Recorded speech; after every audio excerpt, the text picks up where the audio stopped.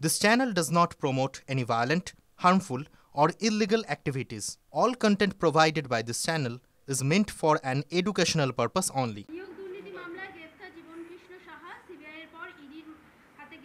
এ পাড়ার ছিচকে চোরে পরিণত হয়েছে। প্রতি সপ্তাহে মানে পাড়ায় চুরি হলেই যেমন গ্রেপ্তার হয়, ও সেরকম প্রতি মাসে গ্রেপ্তার হয়।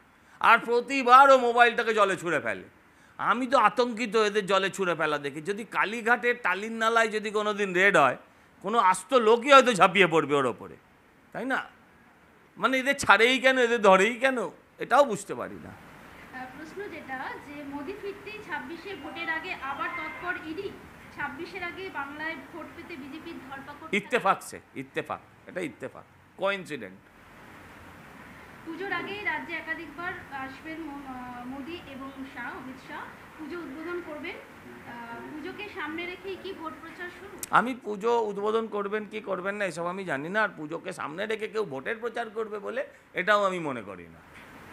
ভাঙড়ে কোনো তৃণমূল কর্মীর দিকে আঙুল দেখালে তার আঙুল মুচড়ে ভেঙে দেবে, প্রকাশ্য মঞ্চে থেকে ঠিক এই ভাষায় আইএসএফ এর বিরুদ্ধে হুঁশিয়ারি দিলেন শওকত মোল্লা। আঙুল তোলার কি আছে? যেখানে যেখানে আঙুল ঢোকানোর আঙুল ঢুকিয়ে দিলেই হয়, আঙুল তোলার দরকার নেই। তৃণমূলের লোকেরা প্রকাশ্যে মস্তানি করবে, মানুষ প্রতিরোধ করবে না, মানুষ প্রতিবাদ করবে না। হ্যাঁ, এই সমস্ত জিনিস বেশি দিন চলবে না। পুলিশ তোমায় প্রোটেকশন দেবে না সাধারণ মানুষকে, তো মানুষ তো প্রতিরোধ করবে।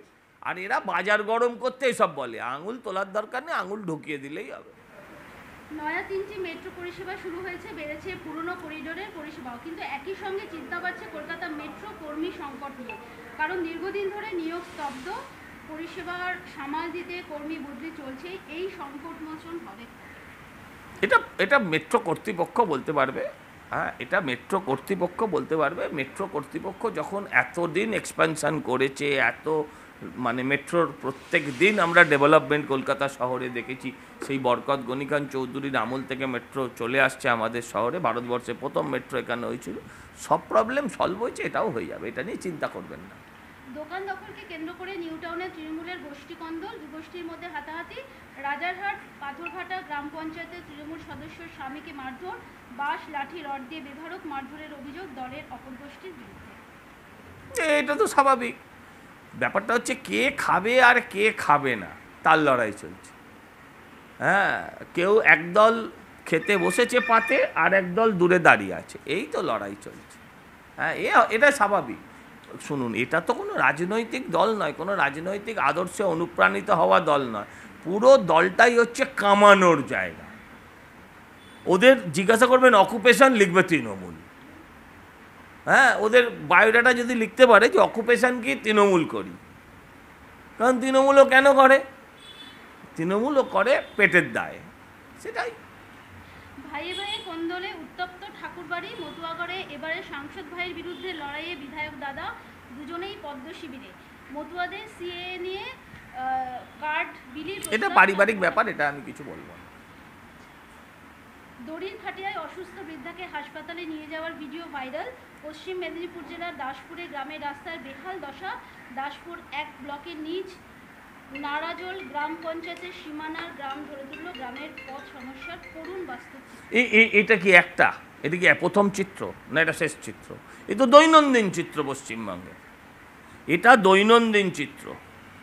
কোনো খাটিয়ায় অসুস্থ বৃদ্ধা, কোনো খাটিয়ায় প্রসূতি মা, কোনো জায়গায় রাস্তায় প্রসব হয়ে যাচ্ছে। কুকুর ছানা আর মানুষের সন্তান একইভাবে প্রসব হচ্ছে পশ্চিমবঙ্গে রাস্তায়, শুধু রাস্তার অভাবে।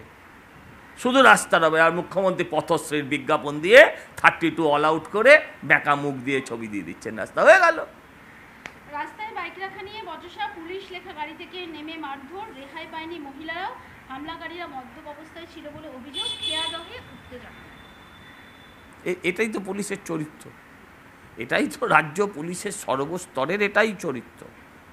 এই পুলিশদের বিরুদ্ধে জনগণকে এক হতে হবে।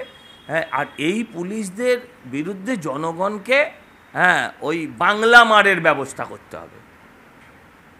যে ভাষা বোঝে বাংলা মার দিলে পরে দেখবেন এরা ঠিক থাকবে। তপসিয়ায় ধরা পড়াতে দুগোষ্ঠীর মধ্যে ঝামেলার ঘটনায় গ্রেপ্তার আরও একজন, 59 নম্বর 40-50 জন গ্রেপ্তার হয়েছে বোধহয় ওখানে। এবং সেখানে কাউন্সিলর তিনি কিন্তু আশঙ্কা করেছেন যে তার উপর হামলা হতে পারে। কারা মারবে তাকে? তারা কারা মারবে? তৃণমূলের লোকেরাই। এরা দুটো গোষ্ঠীই তৃণমূল। আপনি একটু আগে যেটা বললেন আর এটা যেটা বলছেন একই ব্যাপার।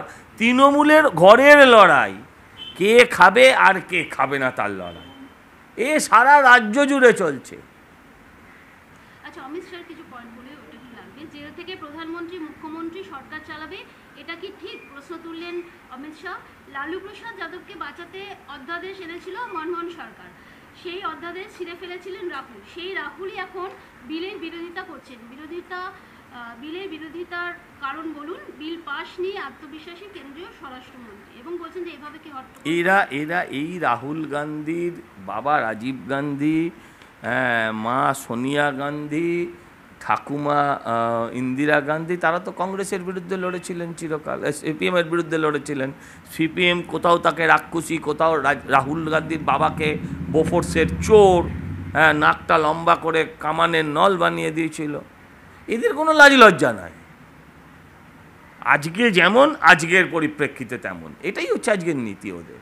এর বাইরে কোনো নীতি নেই, এর বাইরে কোনো নীতি নেই। এরা এই সিপিএম সরকার ফেলে দিতে গিয়েছিল, ভুলে গেছেন আপনারা?